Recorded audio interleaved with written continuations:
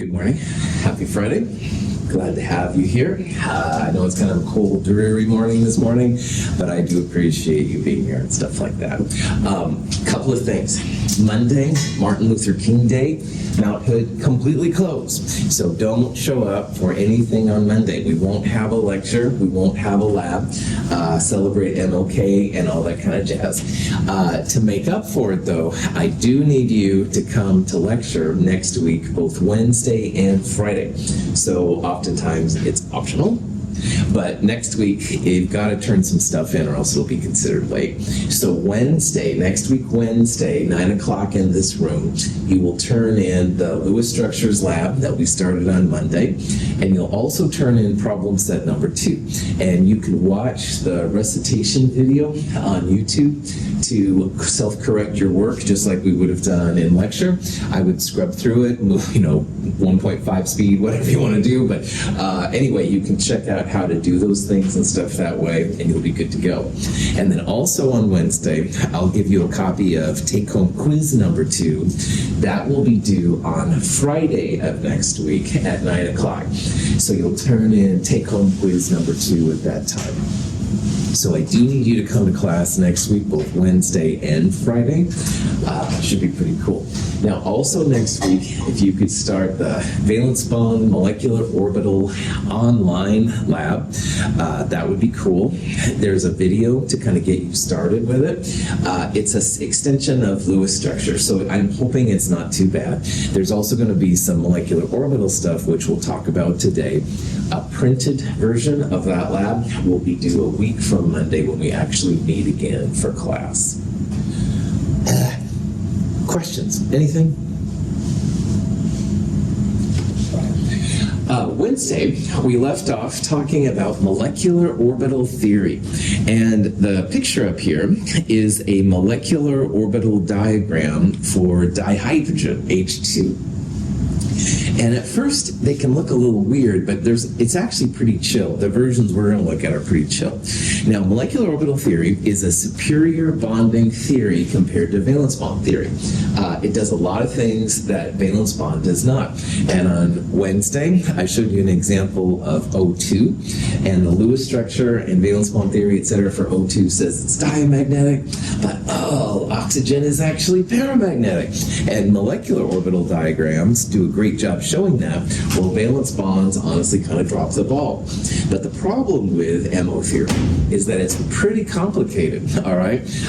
You need superior computers like quantum computing, these kind of things you hear about. In mathematics involved is pretty complicated. So in Chem 222, since we don't have a TI 2000 calculator, we will just look at very simple examples. We're only going to look at diatomics, which are 2 atoms coming together. So we won't look at like CH4 or NH3. That's too many atoms for what we're going to do. We're also going to look only atoms up to neon. So for example, chlorine, Cl2, is very common, but that's more than we can do right now, all right? So we're just looking at very, very simple examples. But from this, you'll be able to get a feel for what MO can offer. And if you do see other stuff in the future, you can take this and run with it, then it's not too bad. So in a molecular orbital diagram, you have usually a left-hand side and a right-hand side. And those are the atom's atomic electrons. So in Chem 221, hydrogen has 1 electron, and it has a 1s1 electron configuration. And so if you want, you can actually put the 1 electron in each side right there. So you have a total of 2 electrons in this particular part. And then when the hydrogen atoms come together, they make the molecular orbitals. And everything in the middle, this is the molecular orbitals that happen when the hydrogen atoms come together. And we talked about on Wednesday how 2 atomic orbitals will make 2 molecular orbitals. So this little box right here and this little box right here, those are molecular orbitals, while this box and that box are the atomic orbitals, what the atoms were like separately.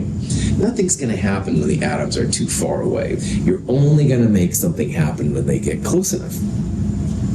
Now, bonding and anti-bonding molecular orbitals are possible because we're still limited by all the thermodynamic stuff, can't create or destroy any energy. So if you have 2 atoms come together and they need to make 2 molecular orbitals, one of them is going to go down, it's going to be lower in energy, and one of them is going to go up, be higher in energy. And the amount that the first one goes down is equal to the one that goes up. So you're not breaking any thermodynamic laws, and Isaac Newton will be happy, etc., etc. But anyway, in this case, this is a bonding orbital, all right? And you know that because it's lower than the orbitals they came from. This one right here is an anti-bonding orbital. It's higher in energy than the orbitals they came from. And in molecular orbital theory, it's very, very common to use a star next to the anti-bonding orbital. So this orbital right here is a bonding, they call it a sigma 1s orbital because it comes from 1s atomic orbitals and they smash them together, so that's what a sigma bond is. This one right here is called a sigma star 1s anti-bonding orbital, and it's higher in energy and it doesn't make the H2 molecule happy, all right? And at the end of Wednesday, I talked about how if I said, hey Kevin, what's going on? And I look at him, and he'd be happy. He's like, he responded right there. But if I said, hey Kevin, what's going on? He'd be like, jerk, look at me, right? This is a human kind of nature, all right? Well, electrons, of course, aren't humans, but it's the same idea. Electrons looking at each other make a bond. That's a bonding orbital, and it makes it happy. On the other hand, electrons can kind of look the other way, get mad at each other, and be unhappy. So bonding orbitals make the molecule come together, the H2 molecule in this case. And anti-bonding makes them go apart. So when you look at this long enough, you'll see that the one atomic orbital electron that was there and the one that was right there both go to the lower molecular orbital diagram. And in each box, you can have 2 electrons. This is poly. You can have one that spin up and one that spin down. And there are no electrons in the molecular orbitals.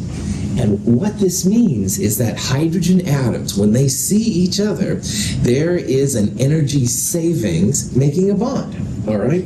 And in Chem 221, if you were with me, I made you memorize Have No Fear of Ice Clear Brew, or some kind of equivalent thing, the 7 diatomics. Hydrogen is one of those 7 diatomics. Hydrogen forms H2 all the time, unless you're in a sun or black hole or something like that. This is the reason why. Those 2 atoms come together. They like to make H2. They're saving energy, all right? So molecular orbital justifies why the Have No Fear of Ice Clear Brew 7 diatomics actually exist, which is kind of cool. Anytime you save energy, that almost always means you've got a winner. It's going to happen. Okay. So, questions? Any of that? Okay. In the 7 diatomics, Have No Fear of Ice Clear Brew, was dihelium one of the 7? No.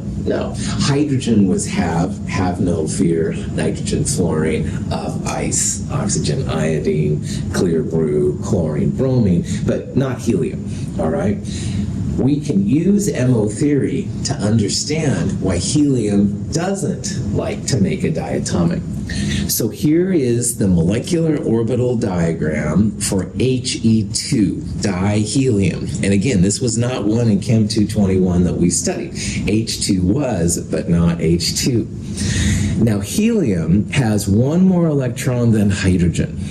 So each helium has one s2. Like you could think initially there was a spin up and a spin down right there.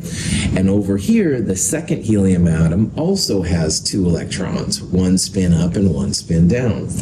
So if you wanted to build a molecular orbital diagram for dihelium to see if it exists, which is something you can absolutely do with this, you now have 2 electrons on helium-1, 2 electrons on helium-2. The electrons always go to the lowest orbital and work their way up. So the first 2 electrons would be in the sigma 1s orbital, which is what this is. And the other 2 electrons would be in the sigma star 1s orbital.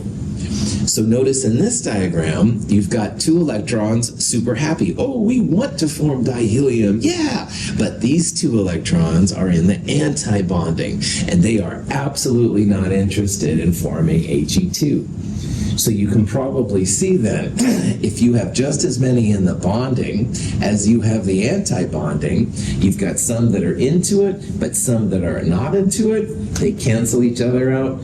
No one has ever seen dihelium. And you can see this now through a molecular orbital diagram for the molecule. This is called a shorthand notation. We'll talk about that later. At first, you should draw complete molecular orbital diagrams, atoms on the left and the right, and molecular orbitals in the middle. But after a while, the shorthand notation does save you some time. It may not look like it, but it is actually easier than drawing complete MO diagrams. Any questions? Now, it'd be nice to know absolutely if dihelium forms or dihydrogen, stuff like that. And so what chemists use and scientists use is bond order as applied to molecular orbital theory. Now, we saw on Monday that you can have like a carbon-carbon single bond, and that's a bond order of 1. Or a carbon-carbon double bond, which is a bond order of 2. So in the Lewis structure, you just literally look for the lines between the atoms. There's something equivalent in MO theory, but it's actually based on the number of bonding and anti-bonding electrons. So in MO theory, bond order, 1/2 parentheses, number of bonding electrons minus number of anti-bonding electrons. If you have a bond order that's greater than 0, it's a stable molecule, and the molecule is said to exist. But if you have a bond order of 0, and you can have bond orders less than 0, but we're not going to see any of them, but if you have one of these kind of things, then it's an unstable molecule, and you wouldn't predict it's going to happen. So if you look back at dihydrogen, which is this diagram right here, the molecular orbitals again are in the middle. You have 2 bonding electrons in sigma 1s and 0 anti-bonding electrons in sigma star 1s. Excuse me. So the bond order for H2 would be 1/2 parentheses, bonding minus anti-bonding parentheses, 1/2 parentheses 2 minus 0, 1/2 of 2 of 1. H2 exists. It's a stable bond. And if you were to draw a Lewis structure for H2, there's only 2 valence electrons. It makes a bond connecting them. That would be the bond order of 1 from Lewis structures, valence bond theory. This calculation right here would be a bond order of 1 in molecular orbital theory. And more often than not, MO and valence bond will align with each other. Once in a while there are exceptions, but usually they'll do pretty good. So are lone pairs the anti-bonding molecules? Cool. In this molecule, there are no lone pairs on the molecule itself, but we will look at lone pairs. And yeah, lone pairs would be usually an anti-bonding. They don't make the bonds between the atoms stronger. Yeah. This one's too primitive to have lone pairs, but we will look at some more keys. So hold on to your question. Cool question. Other questions? All right, here's dihelium. I made a big deal. No one's ever seen dihelium, blah, blah, blah. Let's do a bond order analysis. Excellent suggestion. So again, bond order, 1/2 parentheses, bonding minus antibonding. So dihelium has 2 bonding and 2 antibonding, and that's sigma star 1s. So the bond order comes out to be 0. And that just shows you that dihelium does not exist. Shouldn't happen. No one's ever seen it, as far as I know. All right. Dihelium is something that hasn't been observed. There's no energy reason for it to come together. All right. This diagram is kind of screwed a little bit this way, but the energy down and the energy up are supposed to be the same distance, but you get the idea. These will make the bond, but these will tend to break the bond. There's no net gain for making dihelium. So the helium atoms just go on their merry way and don't talk to each other. Okay. Now, to answer Marquis' question about the lone pairs, I've got to show you the 4th principle of MO theory. And we've already looked how number of atomic orbitals equals number of molecular orbitals. You put electrons lowest orbitals up to highest orbitals. You've got bonding and anti-bonding. The 4th one is that your atomic orbitals will only mix to make molecular orbitals when the atomic orbitals are of the same kind of energy. So if you have similar energy, the overlap of the atomic orbitals to make molecular orbitals is pretty good. So for example, 1s plus 1s makes a great molecular orbital. But a 1s and 2s is quite a bit higher in energy than 1s. So that doesn't make a good molecular orbital. And the same thing like 2s and 2s is good, but 2s and 2p would be bad, 3s and 2s would be bad, etc., etc. This is why we're not going to go past neon, because when you start getting to 3s and 3p orbitals, they're close enough to both 3d and 4s that the orbitals start to mix. And I don't have good diagrams to share with you when you get to those kind of things, and this is where the computers really help out. So because the 3s and 3p will mix with the 3d and the 4s, it becomes a big mess. And you really do need calculators and computers and stuff at that point. So we're only going to look up to neon because the mixing of the orbitals, it's basically the same kind of orbitals mixed together. So 1s and 1s, good. 2s and 2s, good. 2p and 2p, good. But 2s and 2p, nope. 1s and 2p, nope. But as you get higher, you can't say those kind of things about those outer electrons. Okay, so here's a question you might see. It says, what combination of atomic orbitals would you expect to create the best molecular orbitals? And you can see there's lots of different combinations here. 5G is an orbital type that they're getting close to, but they haven't actually seen yet. But anyway, the answer is the best ones are always of the same energy, all right? And all of these combinations are different types of energy, but you can see the C right here, 3D and 3D, that should be the best, all right? Like 3D might mix with 3P a little bit or something, but 3D and 3D together should be pretty awesome. So that's kind of the idea. And for us in Chemistry 222, that's really the only thing. So you're only going to have 1s and 1s and 2s and 2s and 2p and 2p. You won't have 2p and 1s mix and stuff, so...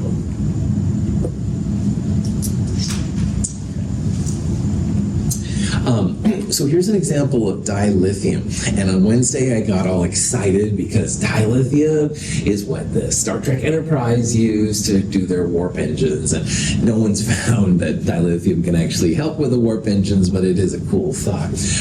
Dilithium is a true substance, all right? It is something that is stable. It can be made. They feel it has kind of a red color like this. Who knows? But anyway, we can make a molecular orbital diagram for dilithium, and it's kind of cool. Now, in this diagram for Li2, we're going past just the 1s interactions because lithium itself has 3 electrons. And if you remember from Chem 221, lithium is 1s2, 2s1. So on the left-hand side here, we've got one lithium atom. And on the right-hand side, like all molecular orbital diagrams, you have a second lithium atom. It's also 1s2, 2s1. And together now, 1s and 1s will mix, just like 2s and 2s will mix. But this 2s doesn't mix with this 1s, or this 1s doesn't mix with this 2s, that kind of thing. So when the S's combine, it's a similar kind of process. We saw with hydrogen and helium that the 1S's made a sigma 1S and a sigma star 1S. Well, the 2S's are going to be the same. They're going to make a sigma 2S and a sigma star 2S. And again, the lower one is bonding and the higher one is anti-bonding. Just like in the first part, this is bonding and this is anti-bonding. So if you're like, oh, Russell, he's so full of Star Trek, he doesn't know what time it is. I bet dilithium doesn't exist. Oh, that is not right. Because when you do the molecular orbital diagram, 1s2, 1s2 makes sigma 1s and sigma star 1s. And there's not a lot of excitement there. But up here in the more valence electrons, the 2s1 here and that 2s1 electron there both go to the sigma 2s orbital. And notice we've got bonding electrons with no corresponding anti-bonding electrons. So if you find the bond order 1/2, bonding minus anti-bonding, 2 bonding electrons here and 2 bonding electrons there, 4 bonding electrons. 2 anti-bonding electrons there, no anti-bonding electrons there, so it's 1/2 parentheses 4 minus 2, bond order of 1. And again, if your bond order is greater than 0, you can consider it to be a stable molecule. So you bet dilithium exists. Now, it's not exactly something you can show your friends, or else Star Trek conventions would have it for sale easily. It's a little bit more unstable than that, but it is something that can be made, which is kind of interesting. So, now, one other thing. This interaction, you had just as many bonding as anti-bonding. And really, you can think about them as canceling out if you want to. So instead of counting all the bonding and all the anti-bonding, you really only need to look at the topmost interactions. So if you know that these are going to cancel out, and you looked at just these guys, well, 1/2 parentheses 2 bonding minus 0 anti-bonding parentheses 1/2 parentheses 2 minus 0, you're still going to get a bond order of 1.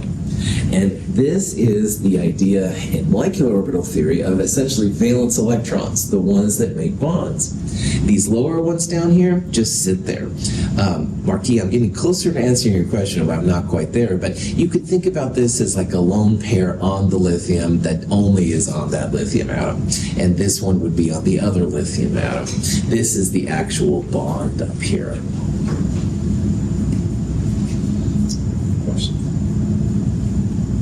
Okay, let's say that we wanted to make di-beryllium.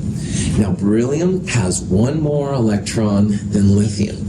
So beryllium would be a 1s2, 2s2 on the left-hand side. And on the right-hand side, the other beryllium atom, 1s2, 2s2. Would you expect di-beryllium to form? Yes or no? Anybody want to make a guess?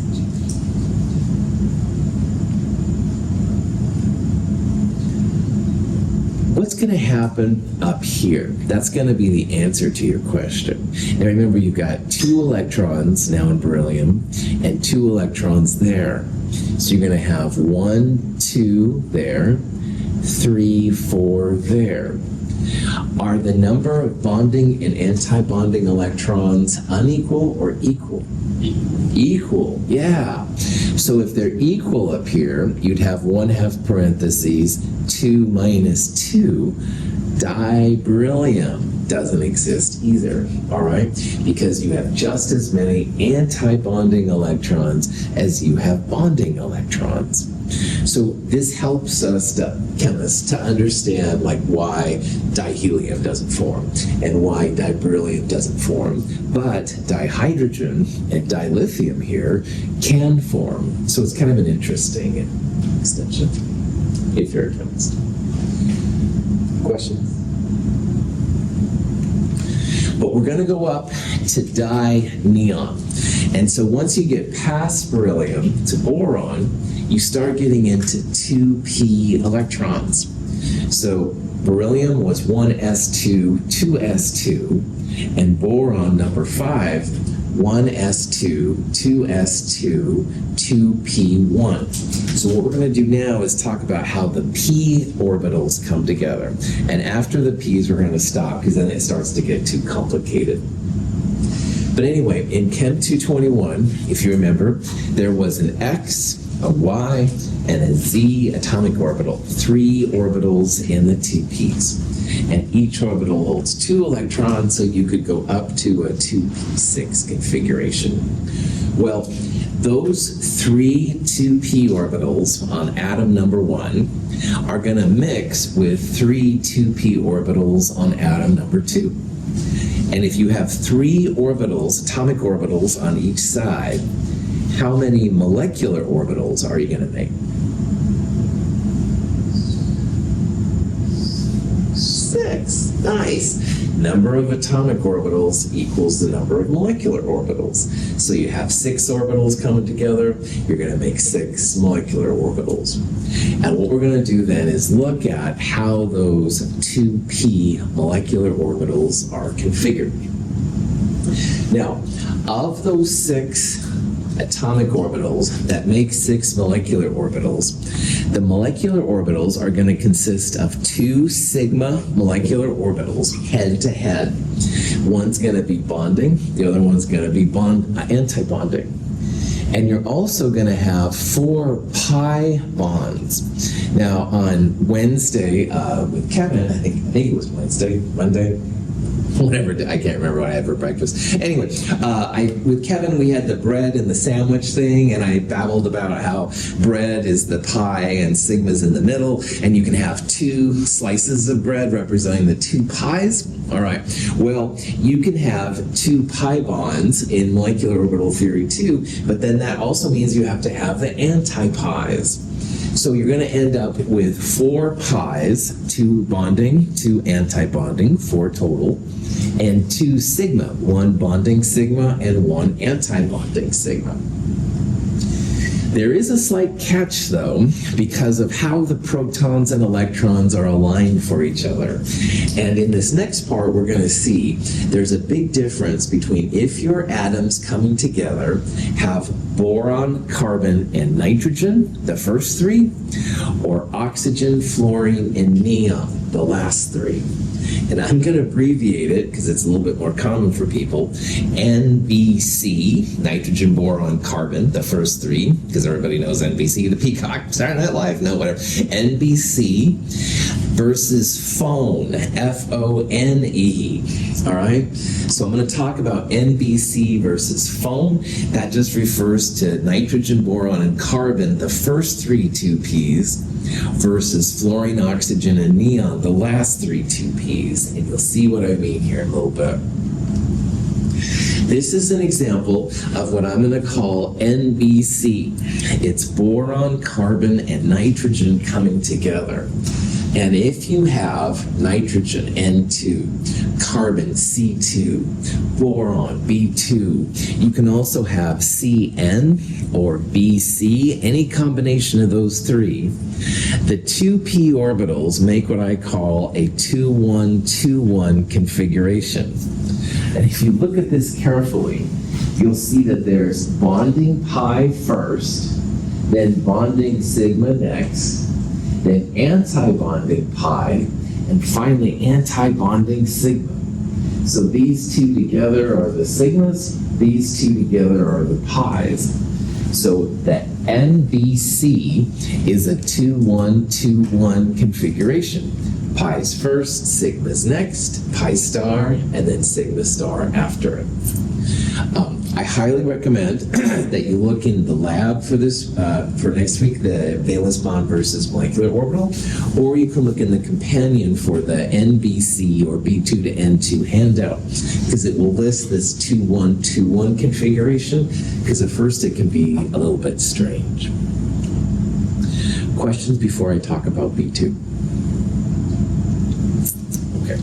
Now, this is the molecular orbital diagram for B2, so two borons coming together. And B2 does make a diatomic. It's not super common, but it does exist. Now, in this diagram, I'm not even including the sigma 1s interactions, because all of those are filled. The bonding and the anti-bonding are filled.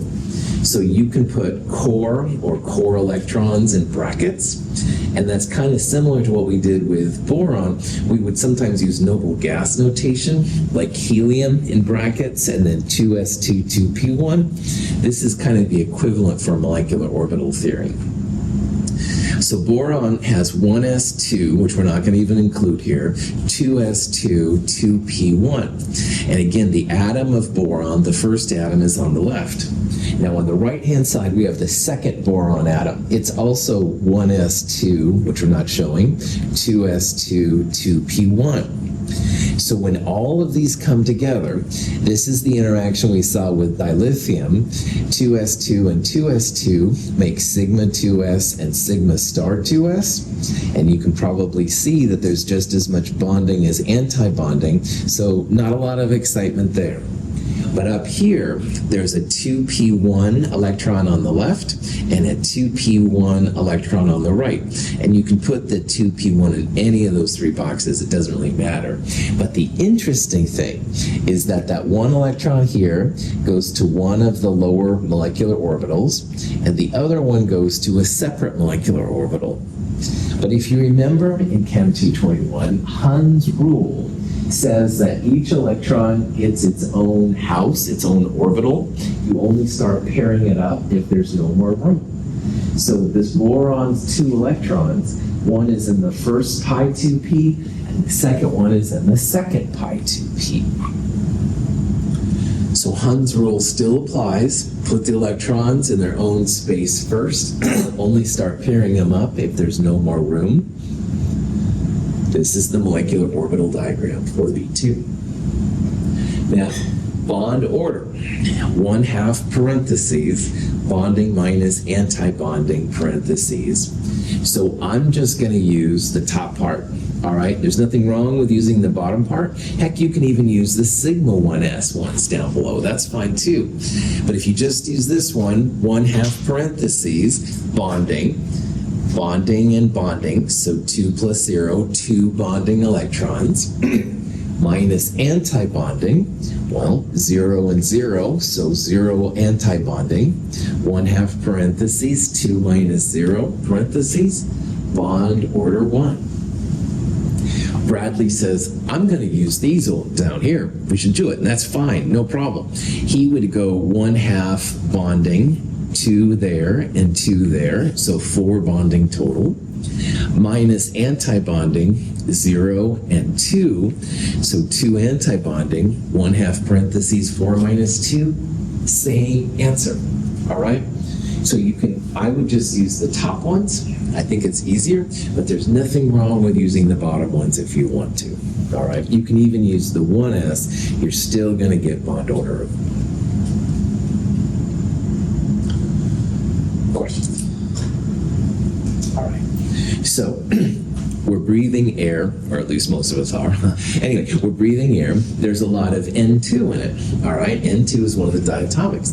You can use this diagram to figure out what the N2 molecule looks like. But when people think of air, of course they think of oxygen more than anything. You can't use this diagram for oxygen, fluorine, and neon. All right? The protons and electrons have a different interaction.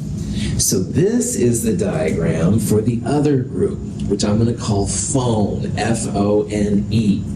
Now, phone is only changes in the bonding electrons. It doesn't change in the anti-bonding at all. So in the last diagram, the pi's were first and the sigma was next. Here the sigma is first and the pi's are next. Antibonding's all the same.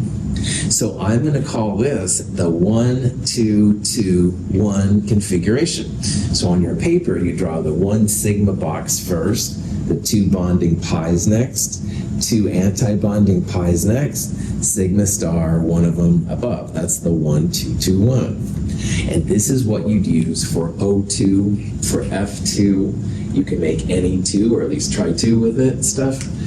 You could also use like OF, lots of different kind of things. So the only difference between NBC and OFNE is right here. It's in the bonding. This is the same. These are the same. This part is different. OFNE, the sigma is first and the pi's are next. NBC, the pi's are first and the sigma is next. And again, I didn't make any of these rules. I'm sorry it's kind of weird, but you'll see it's pretty chill. Questions? Okay. This is an example of the molecular orbital diagram for O2, and of course oxygen's super important for us.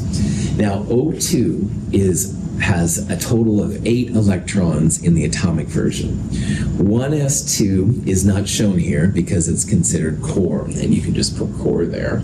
But oxygen also has, besides 1s2, it has 2s2, 2p4. So O2 would have a total of 4 electrons in there, 1, 2, 3, and then there'd be one of them that's paired up. And on the right-hand side, you have a second oxygen. It's also 1s2, which is not shown, 2s2, 2p4. So when the 2s2 electrons come together, there's 2 on each side. They go first to the bonding, the lower, and then to the anti-bonding. That fills up. Just as many bonding and anti-bonding cancels out. But up here is the exciting part. Then you have 4 2p's on the left and 4 2p's on the right. So you go 1, 2, filling in sigma 2p, 3, 4, 1 in each of the bonding pi 2p's, 5, 6, so you'd have 1 extra electron of both, making those filled, and then 7, 8, 1 electron in each of the pi star 2p's. Now, finally, I can get to Marquis' question he asked earlier. This would be an example of a lone pair on oxygen. It's one of the pieces that just kind of sits there. And I would argue, too, Marquis, that both of these are lone pairs, too. So if you draw a lone oxygen Lewis structure, 1, 2, 3, 4 lone pairs, 1, 2, 3, and we'll talk about how one of them is also kind of inside there, too.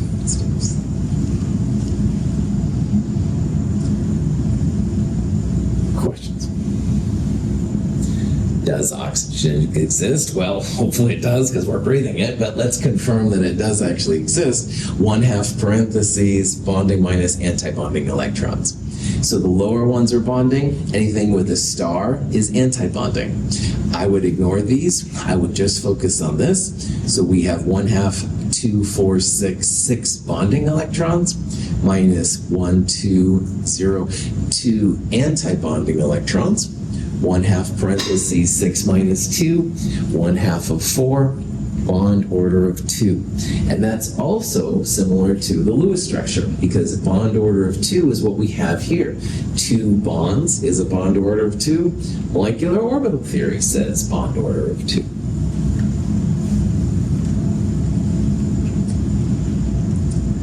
But MO is cooler. Now again, in my very weird chemistry perspective on the world, in the molecular orbital diagram for O2, notice that each of those electrons was in its own orbital. You only pair things up when there's no more room. All right. We talked in Chem 221. If you can live with your brother or sister in the same room, but it's nice if you can have your own room. You can put up your own posters, listen to your own music, whatever. And electrons are the same. Those are unpaired electrons, up arrows without a down, or down without an up. This shows that O2 is paramagnetic. It's attracted to magnetic fields. Now, in the Lewis structure here for O2, there's no odd electrons, all right? Like, we've seen some examples of Lewis structures with odd electrons. Like, you can have, like, an odd electron right there. But you don't do that with the Lewis structure for O2. Everything looks diamagnetic. And as a chemist, this is huge, all right? Because paramagnetic things will attract to magnets. Paramagnetic things supposedly cause aging. If you've heard about free radicals and stuff, O2 is a good source of free radicals a lot of times. And O2 is paramagnetic. MO proves it. Lewis structures fail. All right? Lewis structures are pretty awesome most of the time, by the way, just for the record. However, there are a couple of examples where MO is much, much, much better. And this is definitely one of them. It gives you a better description as to why O2 is as it is. It doesn't give you the full picture with the Lewis structure. So. Cool. So in the video I showed on Wednesday, they poured liquid nitrogen through the magnet. It just went straight on through. And if you go through a magnet with no interactions, it's diamagnetic. O2, though, kind of stuck to the magnet. That's where it's paramagnetic. If you look at the Lewis, thanks for playing. If you look at the molecular orbital diagram for N2, all right, a couple of things. First of all, nitrogen, the atom, has one less electron than oxygen, the atom. So there'll be two less electrons to put up here. Also, N is part of NBC, the 2-1-2-1 configuration, where the pi's are lower than the sigmas. On the last example, the sigma was lower than the pi, because that's the FONE version. But anyway, you put all the electrons in, lo and behold, every up electron has a down electron for N2's molecular orbital diagram. So N2 confirmed diamagnetic. Not interested in magnetic fields, just kind of happy being there. But oxygen, on the other hand, with those two electrons right there, definitely going to be paramagnetic. So this is why MO is cool relative to Lewis structures. Okay. Another interesting thing, though, you can do with MO theory is you can make ions.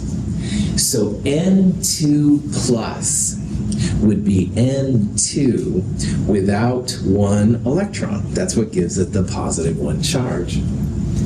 Now, on a molecule like this, if you want to figure this out from molecular orbital theory, it's usually best to start with neutral N2, the neutral version of the molecule. And then in this case, you would take away an electron. And you usually take it away from the highest occupied molecular orbital, which would be one of these sigma 2p's. But if you take an electron away, you're still going to have one there. That's going to be an odd electron, and odd electrons are what make things paramagnetic. So you bet the ion of N2, N2 plus, definitely paramagnetic. You would take away one of those electrons, you'd still have one left. That odd electron wouldn't have a pair, up without a down, paramagnetic.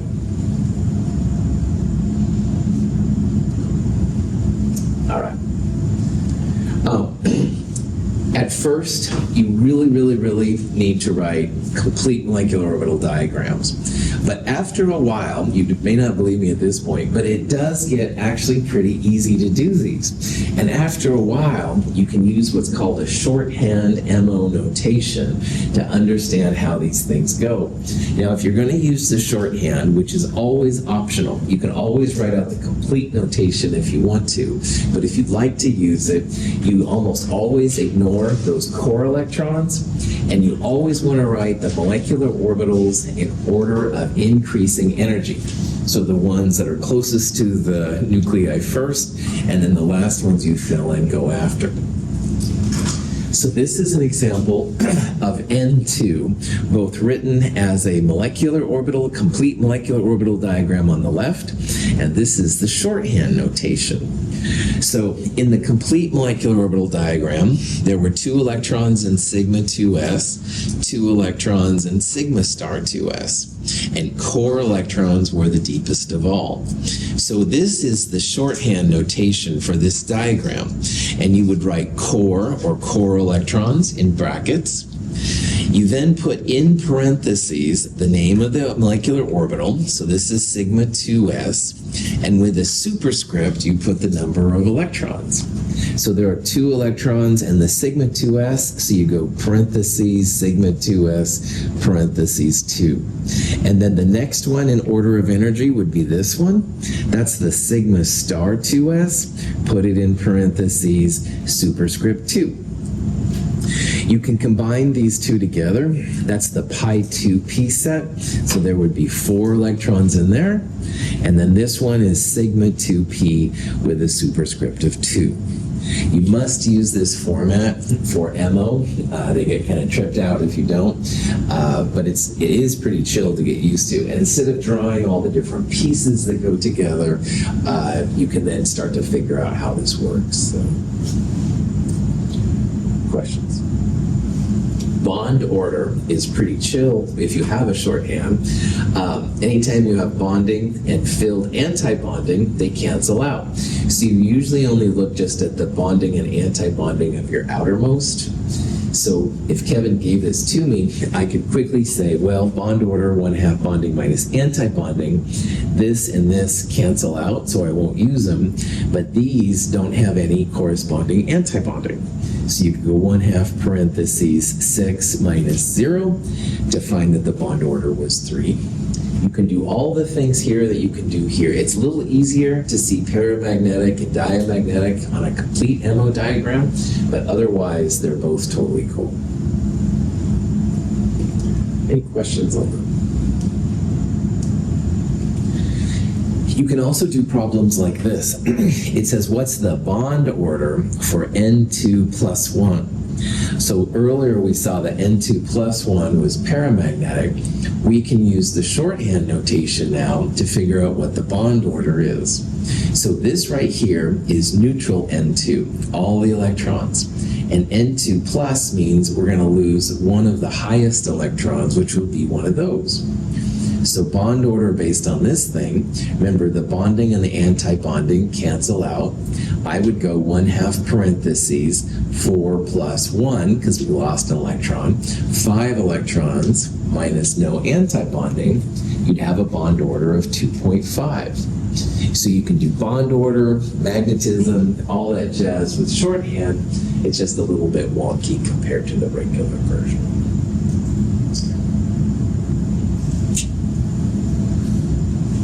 Okay.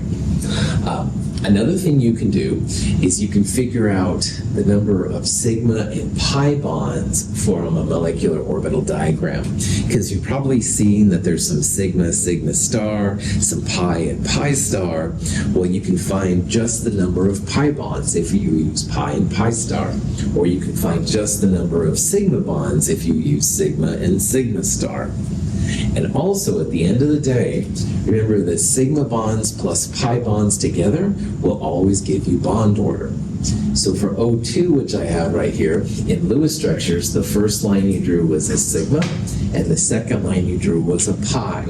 So 1 sigma plus 1 pi is where the bond order of 2 comes from, and that applies here with molecular orbitals as well. So here's the N2 diagram once again. Sigma 2s, sigma star 2s, pi 2p 4, sigma 2p2, and the anti-bondings are equal. Now notice here that I have an orange color for the pi electrons and green for the sigma electrons. So if Lindsay said, hey, how many sigmas and pi does this thing have? I would focus just on the sigmas to answer the sigma part. Now you don't really have to include these, but I did anyway. So I went 2 bonding sigmas plus 2 bonding sigmas, 4 total. And there are 2 anti-bonding sigmas. Remember, anti-bonding has the star. So 1/2 parentheses 4 minus 2, 1 sigma bond. And you can do the same for pi. 4 bonding pi's, that's the orange color. And you can see in this diagram, all the anti-bonding pi's are empty. So it's like 1/2 parentheses 4 minus 0, 2 pi bonds. And the overall bond order, you could go two different ways. You could go 1/2 parentheses, all the bonding minus all the anti-bonding. That gets you 3. But you can also get that sigma plus pi equals bond order. And we have 1 sigma and 2 pi for 3 as a bond order total. Either way, good to go. Draw the Lewis structure. Nitrogen has a triple bond with 1 lone pair on each side. In this diagram, this is the triple bond. These are the lone pairs, going back to Marquis' question earlier. But of this triple bond, you have 1 sigma, the first line you draw, and 1 plus 1, 2 pi's. So 1 sigma plus 2 pi's gives you the bond order of 3. And that's what we're doing right here. All right, you're counting sigma plus pi to find the overall bond order. But MO gives you bonding electrons minus anti-bonding electrons as well. Oh, yeah. Any questions on